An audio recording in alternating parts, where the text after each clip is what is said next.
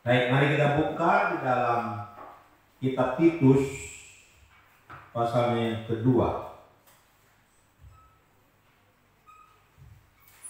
Kitab Titus pasal yang kedua, ayat yang ke-12. Kitab Titus pasal yang kedua, ayat 12.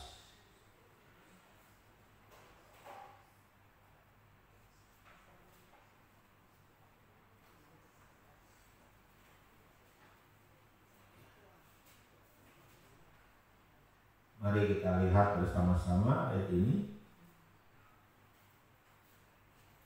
Mari kita baca bersama-sama. 1, 2, 3. Ia mendidik kita supaya kita meninggalkan kefasikan dan keinginan-keinginan duniawi, dan supaya kita hidup bijaksana, adil, dan beribadah di dalam dunia sekarang ini. Saudara-saudaraku dikasihi oleh Tuhan Yesus, hari ini kita mau belajar tujuan Allah mendidik kita. Tujuan Allah mendidik kita. Allah mendidik kita mengapa? Karena di ayat yang ke-11 dikatakan, karena kasih karunia Allah yang menyelamatkan semua manusia sudah nyata. Semua manusia di sini diselamatkan. Itu adalah manusia yang menerima, yang mau menerima keselamatan itu sendiri. Jadi bukan secara otomatis manusia itu diselamatkan, tapi mereka juga harus percaya menerima keselamatan itu sendiri. Jadi Allah mendidik kita itu dalam kerangka anugerah Allah di dalam keselamatan kepada kita. Nah, saudara-saudaraku dikasih oleh Tuhan, bagaimanakah Allah mendidik kita? Ini pertanyaan bagi kita. Kita biasa di sekolah, kita juga dididik ya. Saya pikir ini bukan sesuatu yang asing bagi kita, kata mendidik itu. Ya. Biasanya kita akan diberikan berbagai teori-teori dalam sekolah. Ya, misalnya teori aljabar, teori tentang Archimedes, atau teori apa dalam sekolah-sekolah kita. Setelah itu, dalam mendidik itu juga ada istilah, ya, diberi PR, diberi tugas, artinya dipraktekkan apa yang sudah dipelajari, itu dipraktekkan. Nah, itu dalam sekolah. Ya. Jadi ada istilah teori dan praktek. Ya, ada istilah teori dan praktek. Saudara-saudaraku dikasihi oleh Tuhan Yesus, bagaimana Allah mendidik kita? Allah mendidik kita dengan teori juga. Apa teorinya? Teorinya itu di dalam firman Tuhan. Kita mendengar firman Tuhan, kita membaca firman Tuhan, kita mengerti firman Tuhan, kita diingatkan oleh Roh Kudus akan firman Tuhan, dan seterusnya. Itu Allah mendidik kita melalui teori firman Tuhan dalam kehidupan kita. Tetapi firman Tuhan tanpa praktek itu juga enggak bisa. Biasanya Allah juga menuntut kita mempraktekkan firman Tuhan yang kita dengar, yang kita baca. Itu cara Allah mendidik kita. Kemudian Allah mendidik kita juga dengan cara praktek adalah dengan berbagai-bagai ujian, dengan berbagai-bagai persoalan, dengan berbagai-bagai masalah. Itu yang disebut dengan praktek kehidupan. Jadi Allah mendidik kita dengan kehidupan ini. Hanya kadang-kadang kita ini mengalami sakit. Kadang-kadang kita mengalami masalah keluarga. Kadang-kadang kita mengalami ujian ini, ujian itu. Kesulitan ini, kesulitan itu. Pergumulan keuangan, pergumulan ini itu, dan seterusnya. Ini bagian Allah mendidik kita. Allah mendidik kita dengan pengajaran, tetapi Allah juga mendidik kita dengan berbagai macam-macam corak kehidupan kita. Allah mendidik kita. Nah, makanya kalau hari ini kita mengalami sedikit tantangan, sedikit pergumulan, masalah ini, masalah itu, ya harus berjuang begini dan begitu. Semua itu dalam kerangka Allah mendidik kita. Allah mendidik kita dengan berbagai corak kehidupan ini. Ada manisnya, ada pahitnya, ada asinnya, ada berkatnya, ada tantangannya. Namun, karena seseorang nggak bisa hanya dididik dengan dikasih berkat saja, nggak bisa. Nanti dia jadi orang yang seperti dikatakan anak mami lah, orang yang manja. Kalau dia tidak pernah mengalami persoalan pergumulan hidup, nanti dia menjadi orang yang manja. Bagaimanakah imannya bisa bertambah? Bagaimanakah imannya bisa bertumbuh? Bagaimanakah kerohanian yang bisa menjadi dewasa? Kadang-kadang diperlukan didikan. Didikan, dan didikan. Kadang-kadang keras, kadang-kadang lembut, kadang-kadang berkat, kadang-kadang lain sebagainya. Saudara-saudaraku yang dikasihi oleh Tuhan, sekarang kita melihat apa tujuan Allah mendidik kita. Untuk apa Allah mendidik kita?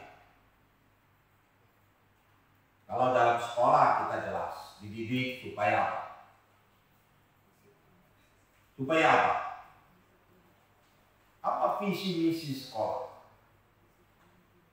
Nah, bisa saja menjadi orang yang berguna bagi bangsa dan negara, bagi dirinya sendiri, bagi keluarga, dan seterusnya. Menjadi orang yang berguna. Menjadi orang yang berguna bagi sesamanya dan seterusnya. Itu mungkin tujuan. Tapi sekarang kita melihat tujuan Allah mendidik kita. Untuk apakah Allah mendidik kita?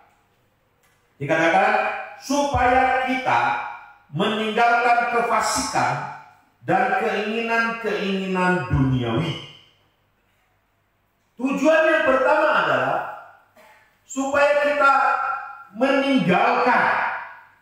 Kata meninggalkan di sini artinya betul-betul kita buang, kita tinggalkan.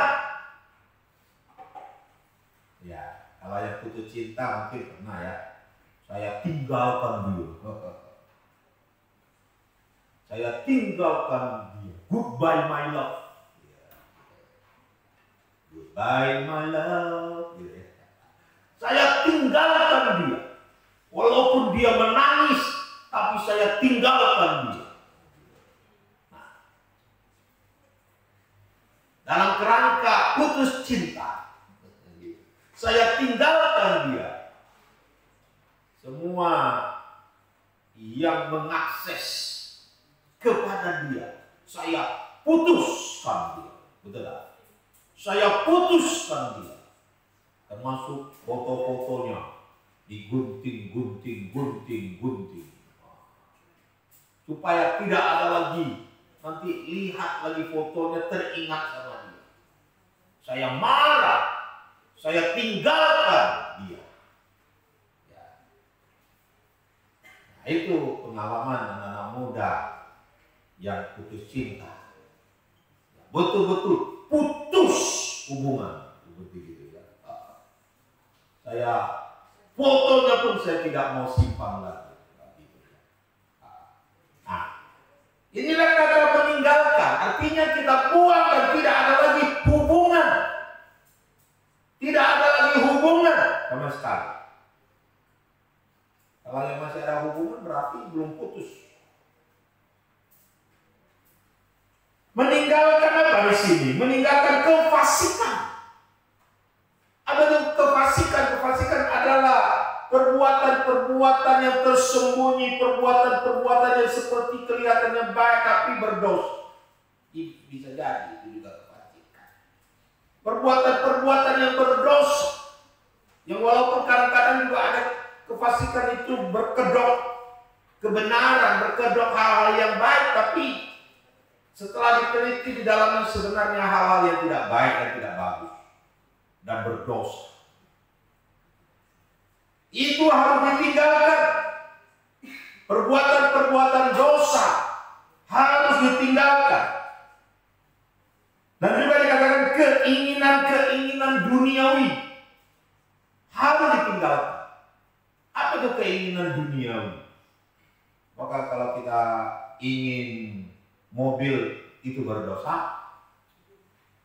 Apakah kalau saya punya keinginan untuk pacaran adalah berdosa?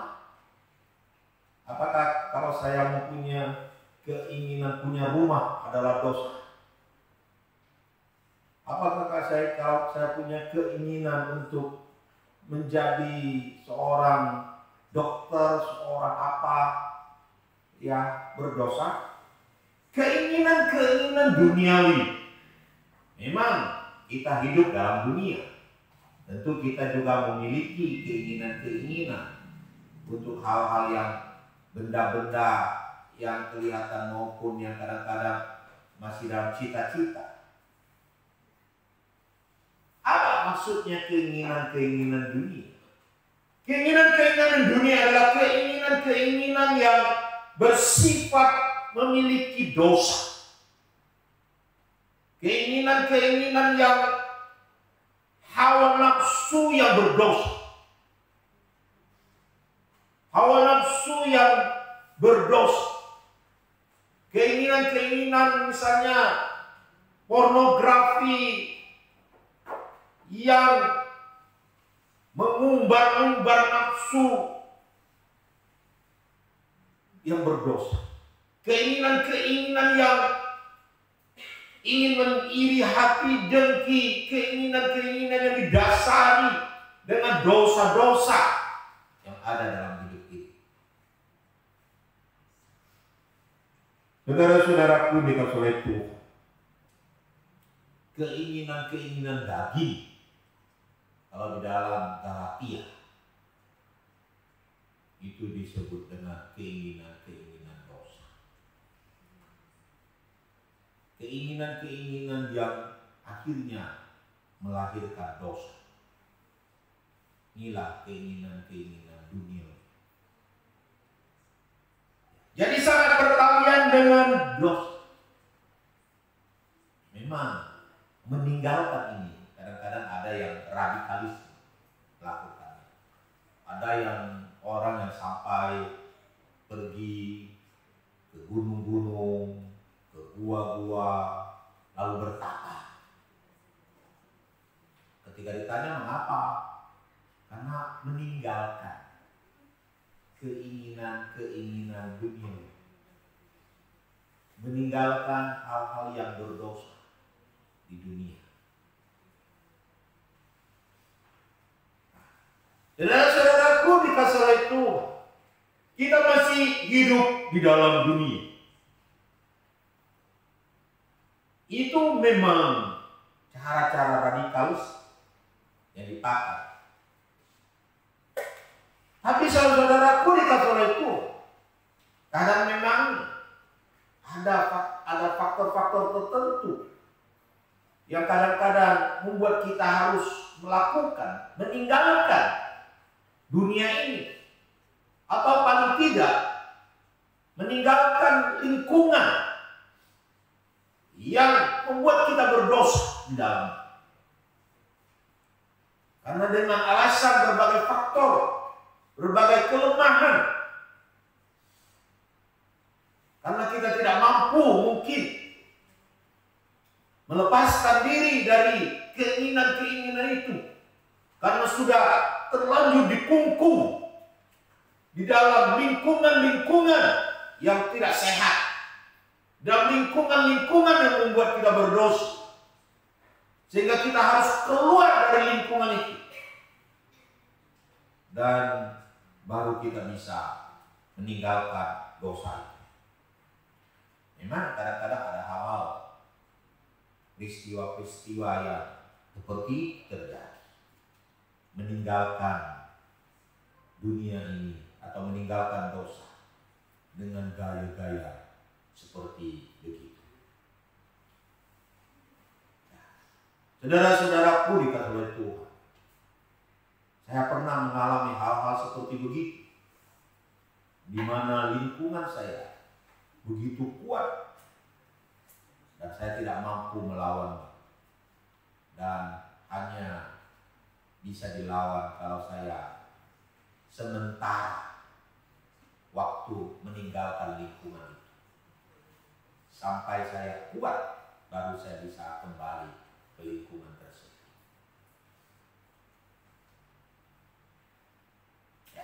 Saudara-saudaraku dikasihi oleh Tuhan Yesus,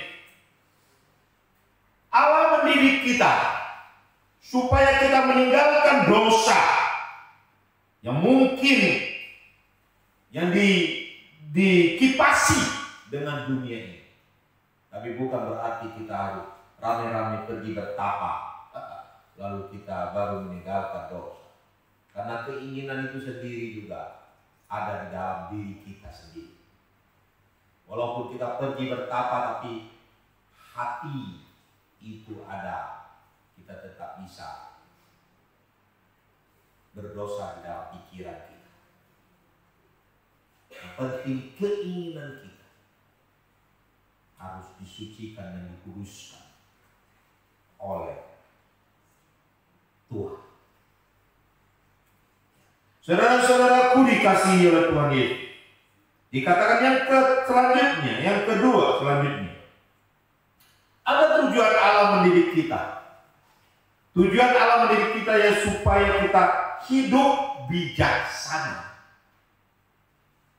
Makanya kadang-kadang saudara, kita diberi firman Tuhan, kita mengalami jatuh bangun di dalam kehidupan kita, kita mengalami badai-badai kehidupan, kita mengalami orang-orang yang sulit di dalam kehidupan kita, kita mengalami masalah-masalah yang sulit dalam kehidupan kita, kita mengalami pergumulan-pergumulan yang sangat sulit dalam kehidupan kita.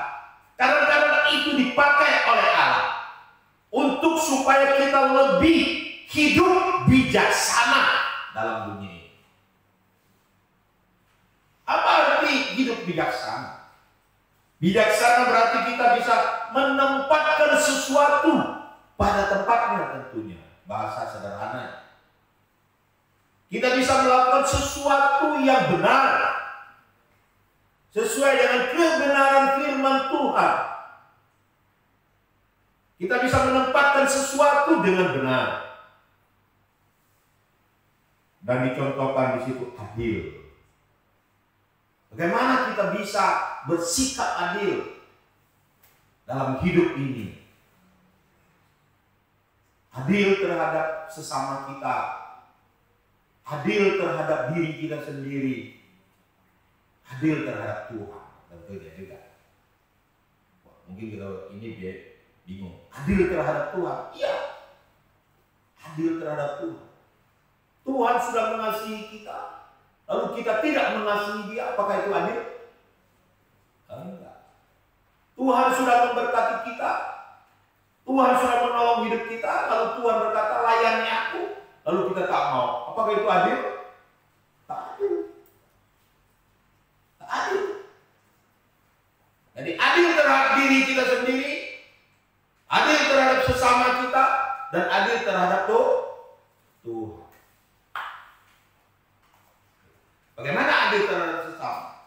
Kita punya tubuh. Lalu tubuh kita bekerja dari pagi sampai malam. Lalu sampai jauh malam. Sampai pagi lagi baru tidur. Lalu pagi bangun. Tidur hanya 1 jam 2 jam saja. Lalu itu berlaku terus menerus terhadap tubuh kita. Apakah itu adil terhadap tubuh kita? Tak adil. Makanya ada kerja, ada istirahat. Kerja, istirahat. Itu baru adil. Gitu. Ini semangat dulu untuk kita.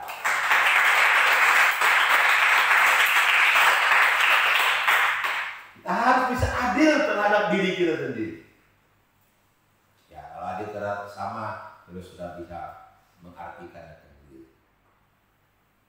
Saudara-saudaraku yang dikasihi oleh Tuhan. Satu kali ada 2 ekor kambing hutan.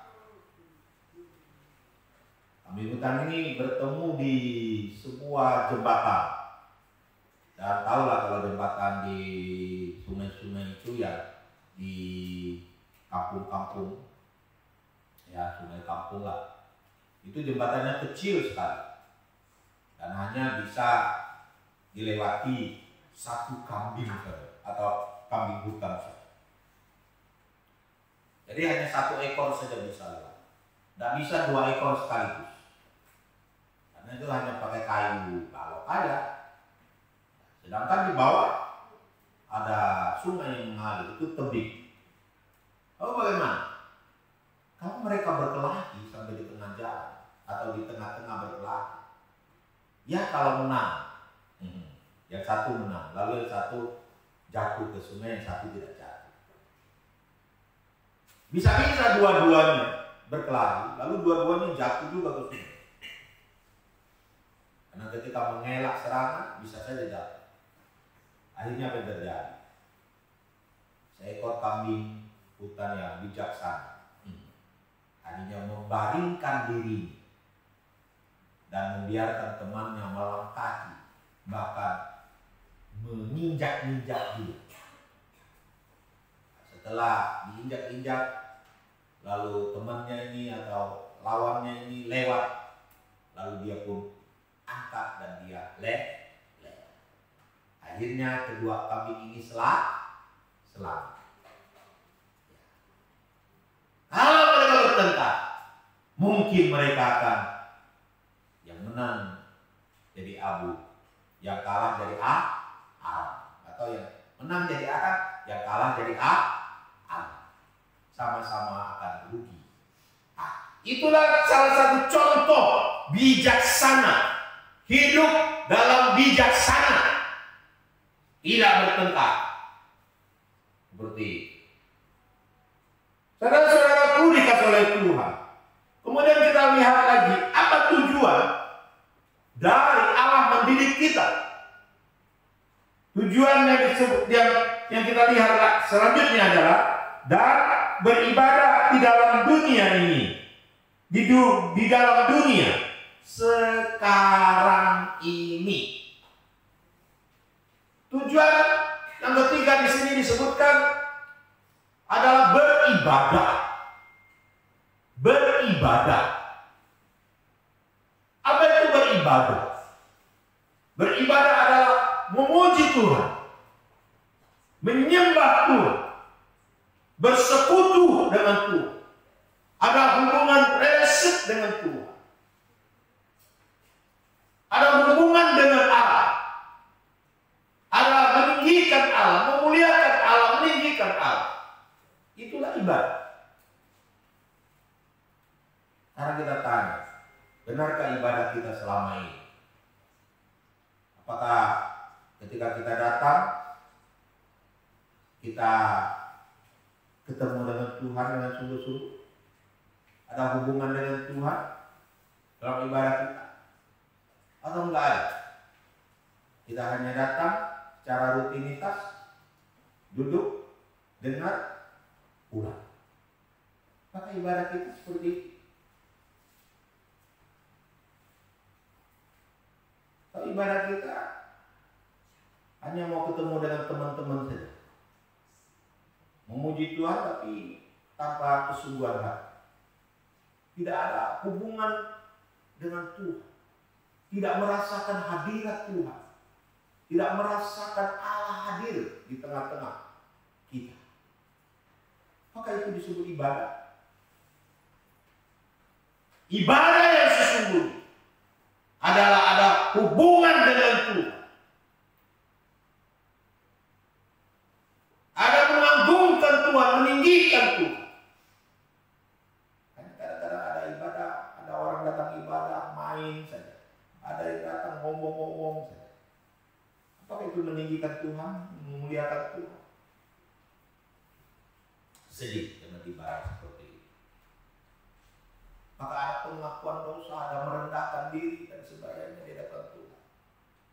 Ya. Ibadah juga bisa bersifat komunal atau bersama-sama, tapi ibadah juga bisa bersifat secara pribadi di rumah saja, atau meditasi di rumah secara pribadi.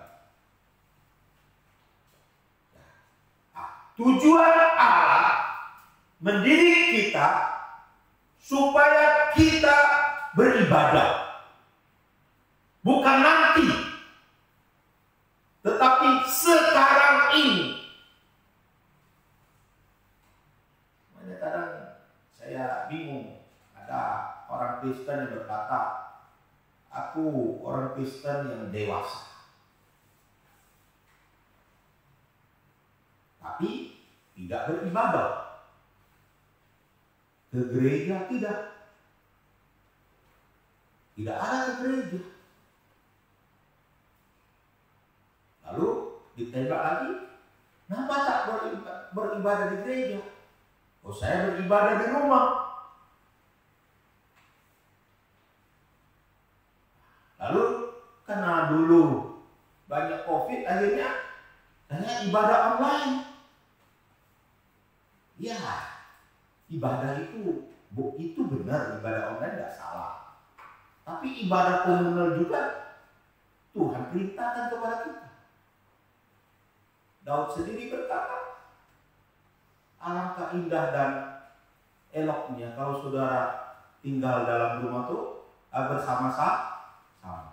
Alangkah indah dan eloknya ketika umat Tuhan tinggal bersama-sama, berkumpul bersama. Kalau ibadah komunal itu jelek dan tidak baik dan diganti dengan ibadah online saja, ya sudah, bait suci Tuhan nggak perlu dibangun oleh Salomo. Tuhan tidak izinkan itu terjadi, bait suci dibangun. Tak perlu ada sinagog-sinagog di zaman perjanjian baru di mana umat Tuhan beribadah di sana. Tidak perlu itu semua. Jangan banyak alasan dengan ibadah di rumah lalu meninggalkan ibadah bersama di gereja. Itu hanya alasan doang. Ya, COVID sudah berlalu pun masih alasan lagi. Sahih. Ya, terserah saudara berhadapan dengan Tuhan. Ya, saya hanya mengingatkan saja. Ya, kalau saya salah, Tuhan yang akan menegur saya. Saudara-saudaraku dikasih oleh Tuhan, seharusnya semakin dewasa di dalam Tuhan, semakin dewasa di dalam ibadah kita kepada Tuhan. Ciri orang dewasa di dalam iman adalah ibadahnya semakin baik dan semakin baik dan semakin baik, semakin ditingkatkan dan semakin ditingkatkan. Itulah ibadah. Memang ada ayat yang mengatakan ibadah yang sejati adalah persembahan tubuh, persembahan hidup pada Tuhan. Tapi ingat juga, ke gereja juga adalah persembahan tubuh kepada Tuhan. Meditasi di rumah juga adalah persembahan tubuh kepada Tuhan. Bagaimana apa yang kelihatan saja kita tidak lakukan, bagaimana yang lain yang masih di luar sana. Yang kelihatan saja kita tidak lakukan, apalagi di luar sana. Persembahan tubuh dalam gereja saja kita lalaikan. Bagaimana persembahan di luar sana? Bisa dipertanyakan dan bisa diragukan. Saudara-saudaraku dikasihi Tuhan, tujuan Allah mendidik kita adalah supaya kita beribadah kepada Tuhan lebih dan lebih dan lebih sekarang ini. Amin. Jadi sebenarnya dulu.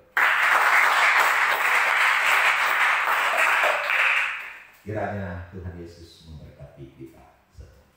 Mari kita bangkit berdiri. Kita berdoa.